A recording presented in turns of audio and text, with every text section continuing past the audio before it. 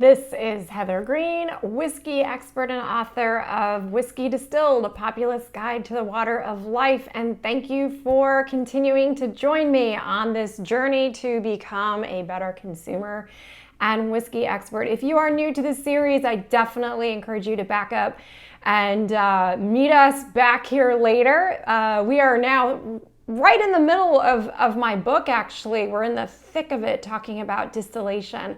And if you remember from last class, distillation is the process by which we heat a liquid to create vapor and then condense that again into a liquid again. And that essentially is the definition of distillation.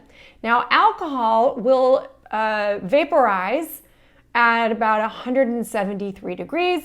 Water is, as you know, 212 degrees. So in our stills, which is where we do this activity, we want to really make sure that we stay within those two temperatures, because once we reach 212 degrees, we're now just basically vaporizing water, H2O, and then bringing it back into a liquid. We've got the same thing we started with, essentially.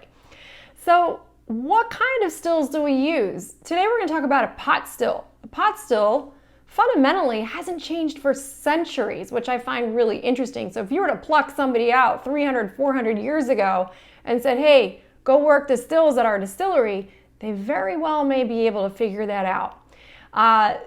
It's at its basic form a pot. So you might think of it as like a big copper pot. We like to use copper because it's a great material to use, and for many reasons, and we'll get into that a little bit later. But we've got our pot still, and inside that we have our liquid. We're going to agitate that till we create those aromatic molecules. Then we're going to condense that. Okay, so it's going to slide over a line arm. It's going to hit some cooling coils or your condenser, and then drip down and to a liquid again. Now, that's its basic form, but like anything, there's a lot of creativity in that. So how high is your neck, right? So if you have a really, really long neck, you're going to get very different molecules that are going to be able to get up and over. What kind are those? Well, if you remember that molecules have different weights, you're right to think the light, fruity, or estery molecules will get up and over that swan neck very easily, okay?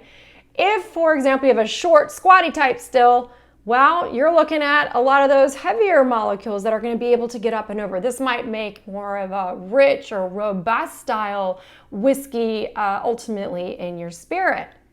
As well, we can add a little something, a little onion-shaped dome. You may have seen those if you've traveled around. They're on top of our still, the pot part of the still.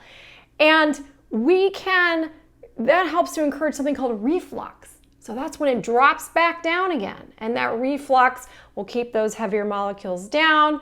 That little onion-shaped area on top will encourage sort of the lighter molecules to get through.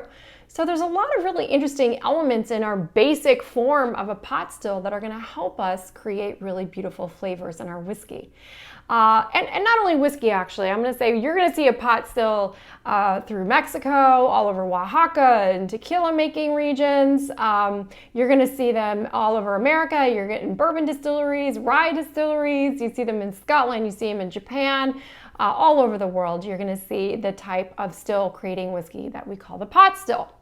Now, finally, I want to tell you it is not the only type of still that we have. We do have, column stills. We're going to talk about that. We have hybrid stills, and we'll talk about how those work later in the series. But until now, enjoy the beauty of a pot distilled whiskey tonight. I hope you have one in your cabinet because they really do create rich, beautiful whiskeys.